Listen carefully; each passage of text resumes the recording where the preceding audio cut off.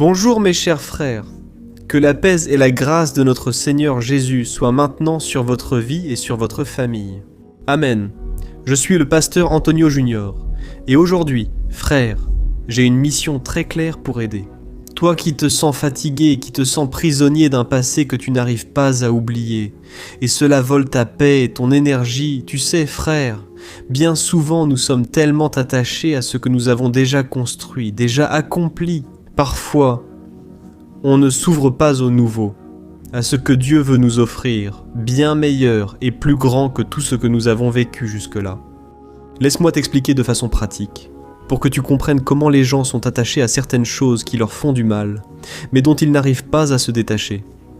Je vais te donner un exemple. Tu sais ces mauvaises habitudes que tu as, que tu sais que ça déplaît à Dieu. Tu sais que c'est un péché ou déplacé pour toi, mais tu le fais quand même. La réponse est donc dans le péché, non ? L'apôtre Paul affirme que ce n'est pas lui qui agit ainsi, mais le péché en lui. Cependant, frère, cela ne justifie pas d'inventer des excuses.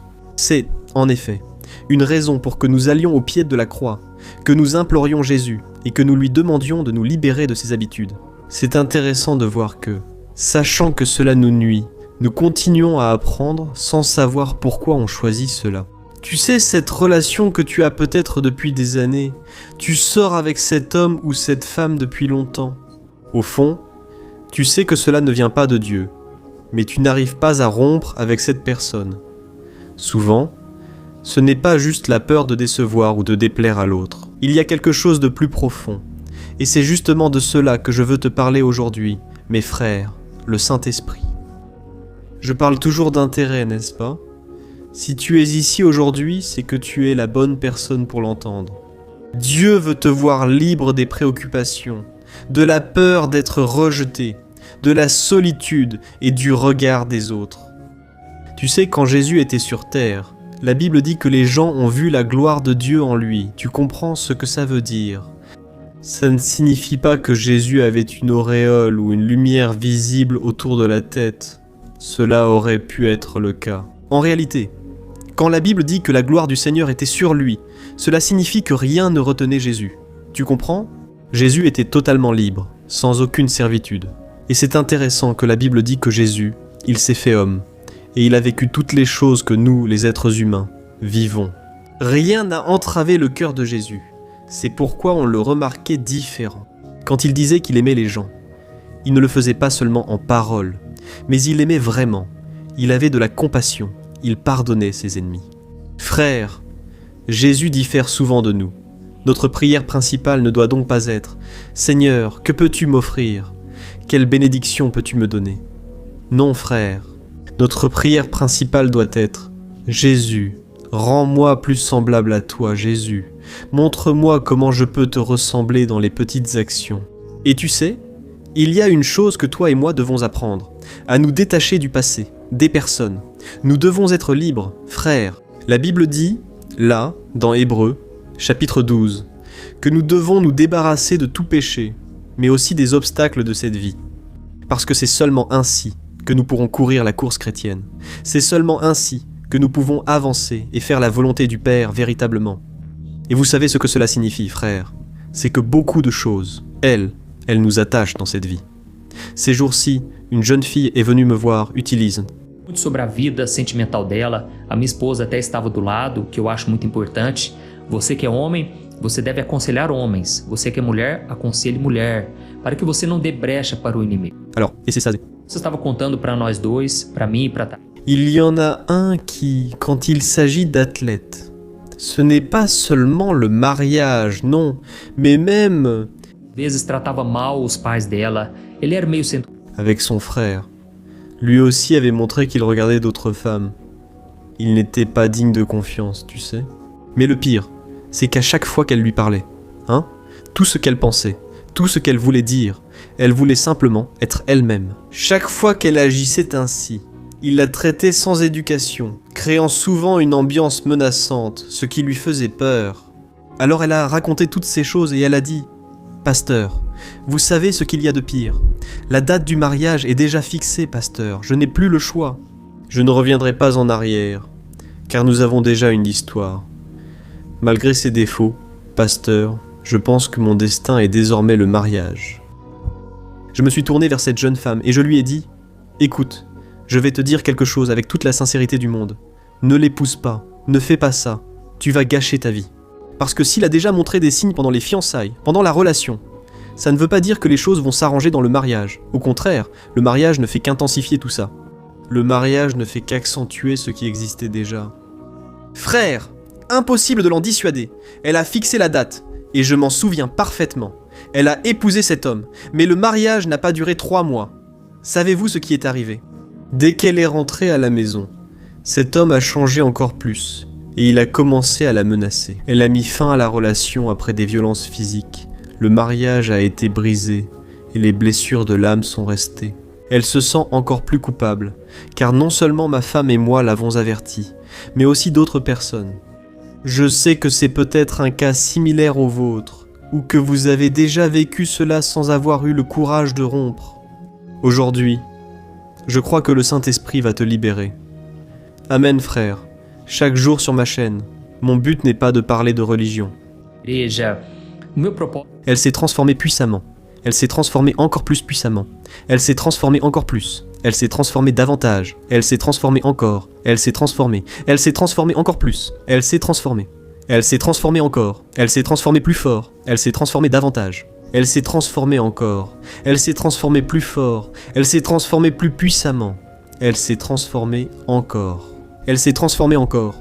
Elle s'est transformée encore. Elle s'est transformée plus fort. Elle s'est transformée encore. Elle.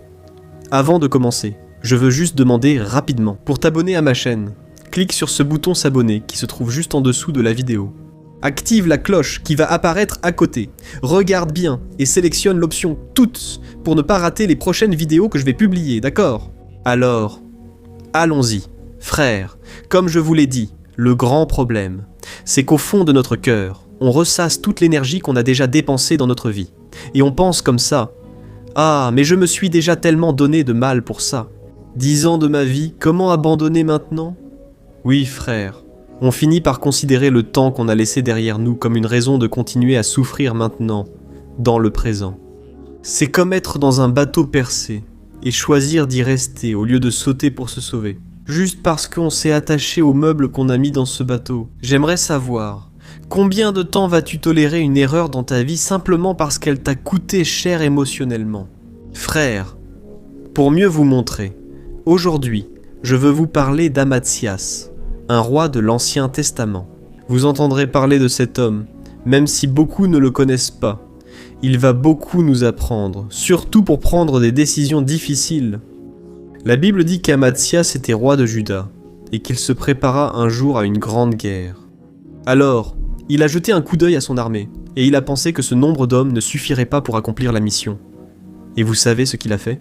Il a eu une idée qui, sur le papier, semblait très intelligente, mais spirituellement, c'était un désastre total. Il a simplement décidé d'engager des soldats professionnels du royaume d'Israël à cette époque, pour votre information. Le peuple d'Israël était complètement éloigné de Dieu et plongé dans l'idolâtrie, mettant autre chose à la place de Dieu. En raison de cette idolâtrie, Dieu ne donnait plus la victoire ni ne promettait de succès, car le peuple désobéissait. Mais tu sais ce qui s'est passé. Amazias a ignoré l'aspect spirituel, ne considérant que les chiffres. Tu sais, ces personnes qui sont rationnelles, elles connaissent même Dieu, elles connaissent la parole, elles prient même. Mais au moment de prendre des décisions, elles regardent toujours de façon rationnelle, elles regardent les outils qu'elles ont entre les mains. Elles pensent de façon humaine, pas autrement. Roi Amazias, il a pris 3,5 tonnes d'argent pour engager 100 000 soldats, qui étaient des hommes, des guerriers, des vaillants. Imaginez maintenant la situation. L'argent est sorti du coffre, et ce n'était pas rien. Beaucoup d'argent, frère. Le contrat signé, ces soldats étaient prêts à marcher pour offrir la victoire au royaume de cet homme. Tout était prêt, frère. La victoire semblait assurée.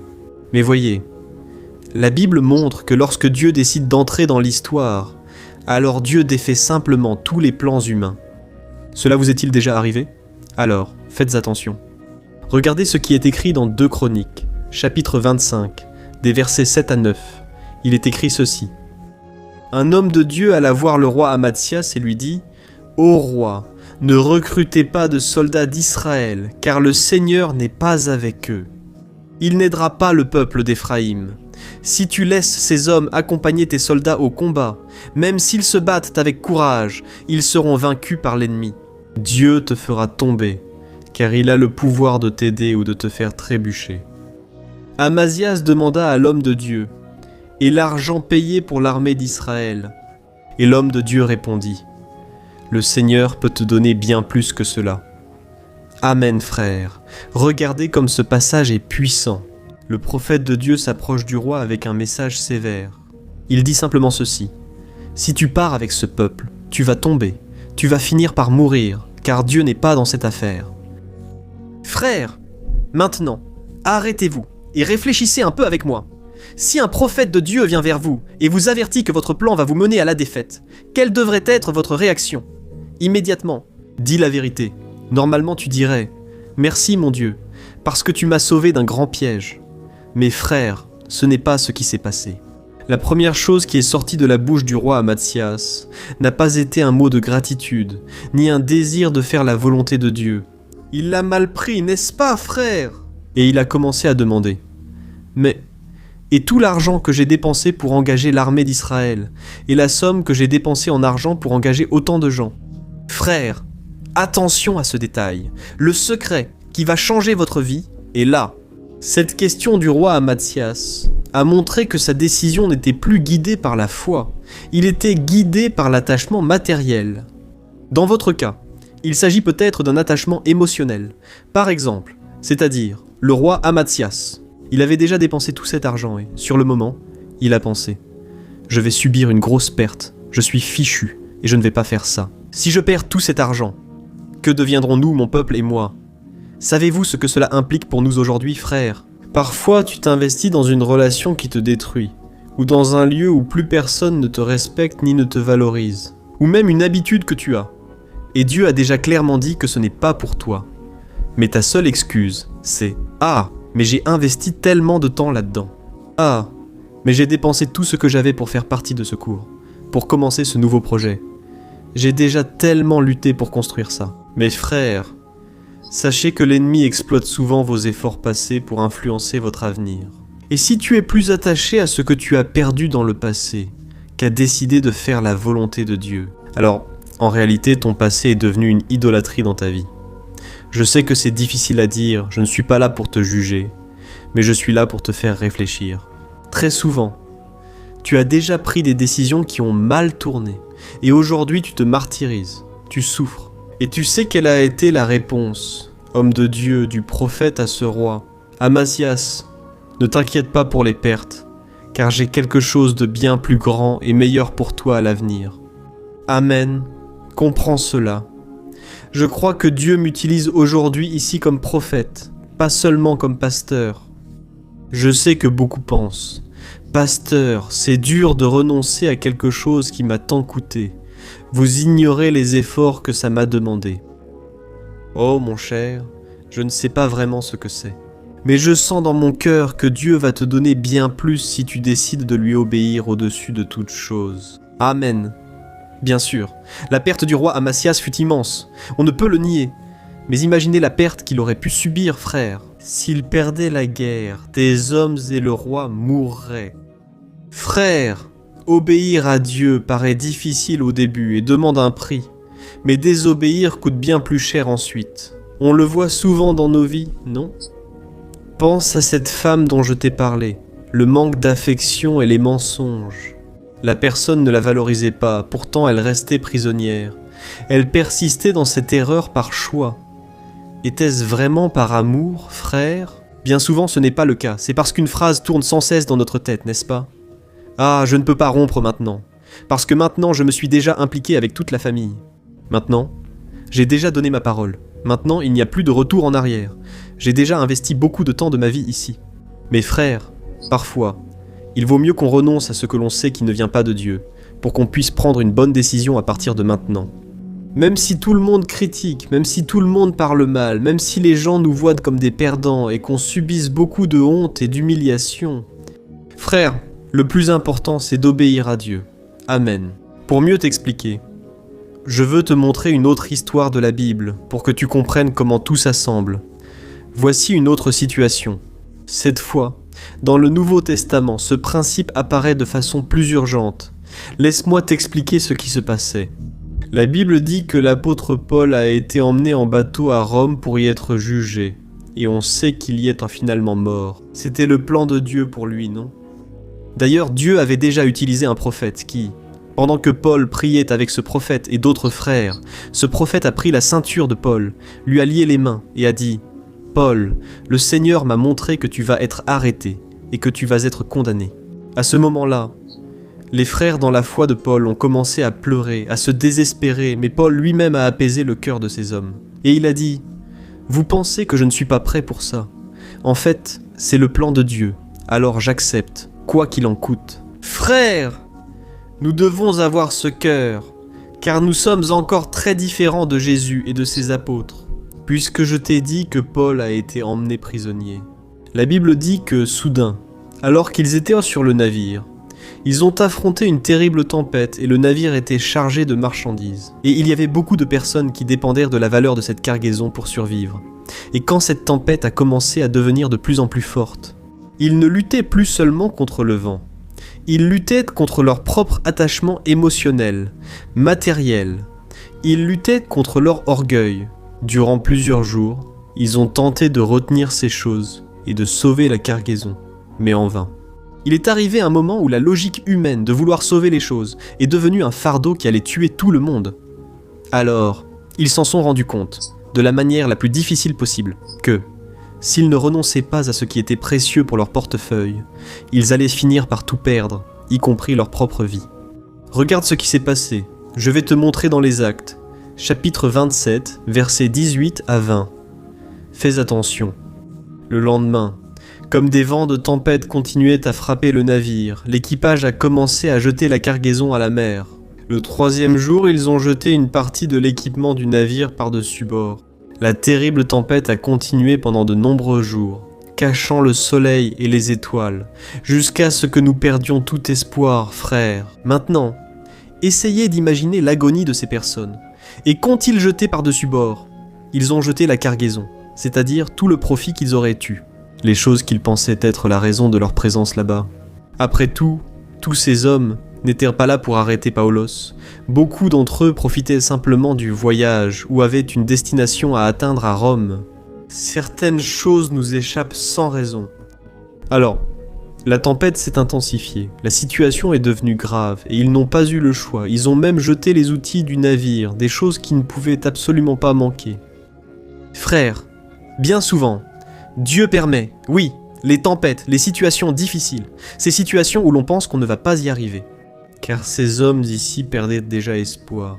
Mais bien souvent, frères, c'est parce que nous avons mis trop de temps à abandonner des choses que nous aurions dû laisser de côté depuis longtemps. Frères, cet attachement excessif, ce que tu sais qui ne vient pas de Dieu, cela peut retarder les plans du Seigneur pour ta vie. C'est pourquoi Dieu m'a amené ici aujourd'hui pour te transmettre ce message. Essayer de tout garder revient à dire « Je ne fais pas confiance à Dieu, je contrôle ma vie et je refuse toute perte. » Mais mes frères, parfois il faut faire un pas en arrière pour qu'ensuite on puisse avancer, avec beaucoup plus de confiance en Dieu, avec beaucoup plus de paix dans le cœur. À quoi bon tout garder et porter le monde sur ses épaules si l'on n'a plus la paix ? N'est-ce pas ? Je sais que tu penses peut-être « Ah, pasteur, si je fais tout ce que vous dites, je serai dans le pétrin. » Mes frères, comprenez ceci, quand Dieu donne une direction ou révèle quelque chose, ce n'est pas toujours pour tous, d'accord ? Bien sûr, il y a ici des milliers de personnes qui m'écoutent, mais je sais que Dieu révèle souvent des paroles spécifiques. Dieu s'adresse différemment à chacun. Chaque personne vit une réalité propre. C'est pourquoi, de tout ce que je te dis ici, dans la prière du matin, la prière du soir, dans les vidéos de l'après-midi, je te demande de prier, de demander du discernement au Seigneur. Ce que je sème ici, ce sont des graines, des messages pour te faire réfléchir. Donc, je ne suis pas en train de te dire ici de fermer une entreprise, de rompre une relation, mais je suis là pour te dire, observe les signes. Si quelque chose vole ta paix ou t'éloigne de Dieu, cela peut t'indiquer que tu dois y renoncer. Dieu peut restaurer une relation et changer un conjoint ou une personne vivant avec toi. Bien sûr qu'il le peut, frère. Et je ne suis pas du tout en train de dire ici à toi qui es marié, que tu dois divorcer. Que tu commences désormais à voir l'autre comme ton ennemi. Frère, comprenez ce que je dis. Je crois d'ailleurs que ce message vient de Dieu. Mais tu dois maintenant avoir la sagesse de savoir exactement quoi faire. Et il y a des choses, frère, qui ne seront révélées qu'avec le temps. Certaines décisions ne seront prises qu'après avoir beaucoup prié, jeûné et demandé conseil à d'autres. Amen. Je veux te dire aujourd'hui que Dieu nous avertit pour toi. C'est sérieux. Il y a beaucoup de gens qui sont attachés à ce monde, tout comme la femme de Lot, qui s'est retournée et est devenue une statue de sel. Il y a beaucoup de personnes qui ont peur de perdre quelque chose. Comme le jeune homme riche à qui Jésus a dit « Vends tout et donne aux pauvres, tu auras un grand trésor au ciel. » Mais la Bible dit que ce jeune homme, très attristé, s'est détourné de Jésus parce qu'il avait beaucoup de biens. En d'autres termes, il a peut-être pensé « J'ai passé ma vie à bâtir cela, et je dois maintenant tout donner à mes frères pauvres. » En réalité, Jésus ne voulait même pas cela, mais il a vite compris que l'argent était une idole dans le cœur de cet homme. Plus il obtenait de choses, plus il s'attachait, enraciné dans la cupidité, dans l'idolâtrie de l'argent, et l'amour de l'argent est la racine de tous les maux. Jésus promettait en réalité quelque chose de grandiose et merveilleux, mais cet homme ne ferait l'expérience de cela que s'il renonçait à ce qui contrôlait et gouvernait son cœur. Amen. Si tu as compris ce message, prions dès maintenant. Je veux aussi que tu prennes une décision dans les prochaines 24 heures. Si tu peux, prie, demande la direction au Saint-Esprit et si besoin, décide rapidement, ne repousse pas. D'accord ? Tout ce qui te fait du mal, te fait craindre de marcher avec Dieu ou l'avenir, ou ce qui pourrait t'arriver. Laisse ça pour plus tard. Tu sais pourquoi ? Plus tu restes enraciné dans le péché, plus tu t'attaches au passé, plus ton cœur va s'endurcir, plus tu perds cette force dont tu as besoin pour marcher dans les voies du Seigneur. Amen. Alors, nous allons prier en ce moment. Je veux vraiment que tu écrives ici dans les commentaires « Dieu m'a parlé aujourd'hui » ou alors écris « J'avais besoin de cette parole aujourd'hui ». Cela incitera d'autres à écouter aussi. Dépose ici ta demande de prière, beaucoup en ont besoin. Je sais que Dieu, lui, peut faire l'impossible, mais surtout, que tu puisses aussi demander à devenir semblable à Jésus. Chaque jour. Amen. Ferme les yeux et prions. À la fin, partage sur WhatsApp avec ceux que tu aimes. Il suffit de cliquer sur cette petite flèche pointée vers la droite qui se trouve juste en dessous de la vidéo. D'accord, prions. Alléluia Seigneur, mon Dieu et mon Père, merci pour cette parole qui a été un miroir pour notre âme. Nous avons compris, ô Dieu, pourquoi souvent nous ne nous remettons pas totalement au Seigneur. Souvent, nous marchons loin de toi, au bord du chemin, car quelque chose nous retient au passé ou dans le présent. Ô Dieu, merci Père, parce que tu prends soin de nous.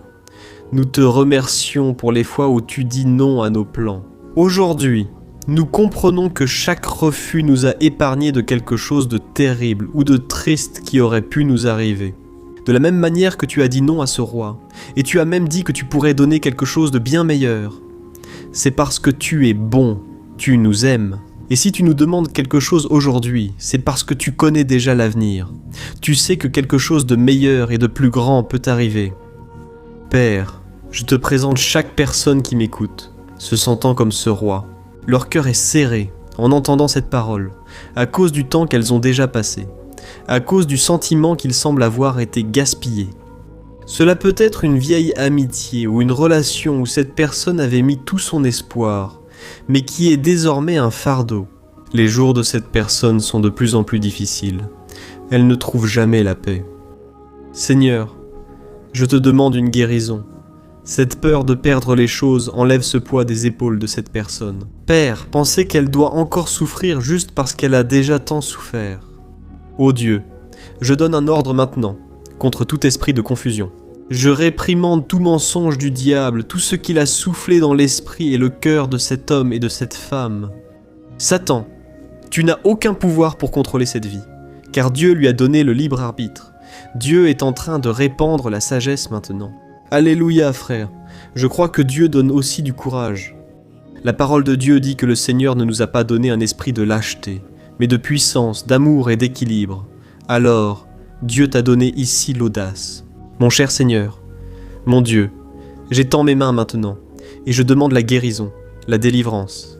Je sais qu'il y a des personnes qui sont malades en ce moment, qui ont le corps fatigué, la tête qui fait mal à cause du stress de ces situations qui ne se sont pas résolues. Mais j'ordonne maintenant que le corps soit guéri, que toute douleur à la tête soit guérie, que toute inquiétude soit remplacée par la paix du Seigneur Jésus. Oh mon Dieu, je prophétise que les fenêtres du ciel vont s'ouvrir et se déverser sur cette personne. Mais pour cela, Seigneur, nous prenons cette décision par la foi de renoncer à tout ce qui nous retient. Seigneur, pardonne nos péchés, pardonne-nous, Père, car souvent nous sommes têtus et préférons rester dans l'erreur plutôt que d'admettre qu'il faut changer. Pardonne-nous, Dieu, car souvent nous privilégions les biens matériels plutôt que d'écouter et d'obéir à ta voix. Bien souvent, ta présence, Seigneur, est bien moins importante que les bénédictions que nous obtenons. Aie pitié de nous, Seigneur.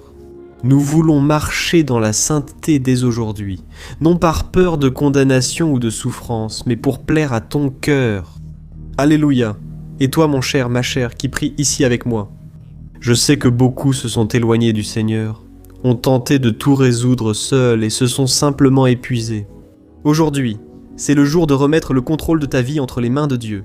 Amen. Alors, remets vraiment ta vie entre les mains du seul qui peut résoudre les problèmes de ta vie et répondre à tes besoins. Orações. Eu vou dizer aqui algumas palavras. Répète cela chez toi, à ton travail, où que tu sois, il suffit de le faire de tout ton cœur. Dis ainsi: Ô Seigneur Jésus, je reconnais que je suis pécheur. Je reconnais que le péché m'a apporté la punition éternelle. Mais en même temps, je crois, Jésus, que tu es mort sur la croix pour me sauver. Je crois que tu as versé ton sang précieux pour pardonner mes péchés. Le juste est mort pour l'injuste, le saint est mort pour le pécheur. Jésus, c'est pourquoi je te demande pardon, et je te demande de restaurer ma vie. Je veux marcher dans tes voies tous les jours, je veux te ressembler davantage, Jésus. Je ne veux pas errer en me cassant la tête, en prenant de mauvaises décisions. Je veux écouter ta parole et obéir. C'est pourquoi je remets ma vie, mon passé et mon avenir entre tes mains. Pardonne-moi, Jésus, purifie-moi, bénis-moi et inscris mon nom dans le livre de la vie. Je te reçois comme mon unique et suffisant Sauveur. Amen, ô mon Dieu, je te présente la vie de cet homme et de cette femme. Ils ont prié sincèrement, Seigneur, dès aujourd'hui, mon Père, qu'ils décident de non par crainte de perdre, mais dans la confiance que toi, Seigneur, prends soin d'eux. Dieu, que cette prière atteigne des multitudes, des milliers et des milliers de foyers détruits, et que ta gloire se révèle à partir de maintenant, à travers ce message et cette prière en ton nom. Jésus, c'est ainsi que je prie et te remercie. Amen. Gloire à Dieu. Salut, je peux te poser une question ? As-tu déjà remarqué que souvent les choses ne fonctionnent pas dans ta vie ? Alors tu te sens perdu, frustré, et tu crois que tu ne seras jamais heureux. Il y a tellement de problèmes que tu affrontes. Des problèmes de relations, des problèmes familiaux, le manque d'argent et tant d'autres choses qui arrivent et qui te découragent beaucoup. Et cela affaiblit ta foi. Tu sais pourquoi tout cela t'arrive ? Il y a une chose dont je suis sûr que tu as du mal. Et c'est exactement cela qui t'empêche de vivre une vie de paix, une vie d'harmonie et de prospérité. Tu n'appliques pas les principes de la parole de Dieu. Je sais que tu essaies, mais il semble qu'il y ait quelque chose qui t'empêche de comprendre, ce qui te rend perdu et frustré. C'est pourquoi je veux te dire quelque chose. Des milliers de personnes font déjà partie d'un mouvement que j'ai créé, appelé le parcours de la foi, et elles arrivent à grandir spirituellement. Elles améliorent leurs relations, et leur vie est devenue beaucoup plus heureuse et bénie. J'ai déjà vécu tout ce que tu traverses, et je comprends la douleur que tu ressens. Je me sentais aussi perdu, sachant que je devais prier et lire la Bible, mais je n'y arrivais pas, ce qui me frustrait totalement. Jusqu'à ce qu'après tant de luttes, j'ai découvert une façon de grandir dans ma marche avec Dieu. Et après avoir réussi à faire cela, ma vie a complètement changé. La transformation a été si grande qu'aujourd'hui, j'arrive à aider des milliers et des milliers de personnes chaque jour. C'est pourquoi je veux que tu prennes un engagement, d'abord avec toi-même et aussi avec Dieu, que tu vas suivre tout ce que je vais te dire dans cette vidéo, d'accord ? La première chose que tu dois faire, c'est prier et lire la Bible de la bonne manière, pour qu'elle touche ton cœur, apporte le changement souhaité et modifie ton comportement. Je sais que souvent tu ne sais pas comment agir, parce que ton cœur est très triste, affligé, angoissé et perdu. Je sais aussi que souvent tu es frustré parce que tu n'as pas la force d'aller de l'avant. J'ai vécu ainsi de nombreuses années. Je sais ce que c'est, jusqu'à ce que je vois la parole de Dieu de façon simple et pratique. Et ce parcours a transformé ma vie à tel point qu'aujourd'hui je suis ici, aidant des milliers de personnes à trouver la paix, l'harmonie et la direction. Frère, je ne pouvais pas garder cela seulement pour moi. Je ne pouvais pas garder cette connaissance pour moi. C'est pourquoi j'ai écrit 3 livres pour vous apprendre cette méthode simple et pratique de chercher Dieu et obtenir des résultats dans votre vie. Le premier livre est « Le moment avec Dieu ». Il va nourrir votre esprit d'une telle manière que vous allez ressentir un très grand désir de chercher Dieu. Ce livre vous explique la parole simplement et renforce votre foi en lui. Vous allez lire un message pour chaque jour de l'année, en rappelant que tous ces messages sont divisés par thème, pour que vous puissiez aller directement à cette parole dont vous avez tant besoin. Et le deuxième livre est Vie de prière. Ce livre va changer vos sentiments, il va guérir vos émotions, il va donner une direction à votre vie. Vous remarquerez que votre quotidien sera plus léger, car la prière apaise le cœur et soulage l'âme. Amen. Et ici aussi, vous trouverez une prière quotidienne, toute classée par période. Par exemple, il y a une prière pour l'anxiété, une prière pour la dépression, une prière pour l'angoisse, le sentiment de culpabilité. Toi qui dois prendre une décision aujourd'hui. Enfin, toutes ces prières vont vraiment te fortifier dans ta marche avec Dieu. Et enfin, il y a le livre Minutes de paix. C'est le livre qui va changer tes attitudes et il va te guider pour que tu ne te sentes plus jamais perdu. D'accord, le livre Minutes de paix, il vient avec des tâches faciles et rapides à mettre en pratique dans ton quotidien. Après tout, la Bible dit que la foi sans les œuvres est morte. Amen. Et comme je veux que vous ayez tous accès à cette nourriture spirituelle quotidienne, je mets ces 3 livres à disposition au format numérique, pour que tu puisses y accéder où que tu sois, que ce soit sur ton téléphone ou sur ton ordinateur, et tout cela pour un prix abordable. Et tu contribueras aussi pour que notre ministère atteigne encore plus de personnes avec le message de l'Évangile. Alors, il te suffit d'accéder au site www.journeedelafoi.com.br qui s'affiche juste ici à l'écran. Ou alors, tu vas cliquer maintenant sur le lien qui se trouve juste ici en dessous de la vidéo dans la description. D'accord, c'est très rapide, c'est sécurisé, et tu vas recevoir tout de suite mes 3 livres numériques dans ta boîte mail. Pour commencer ta transformation dès aujourd'hui, clique sur le lien sous la vidéo. Que Dieu te bénisse puissamment. Je t'embrasse.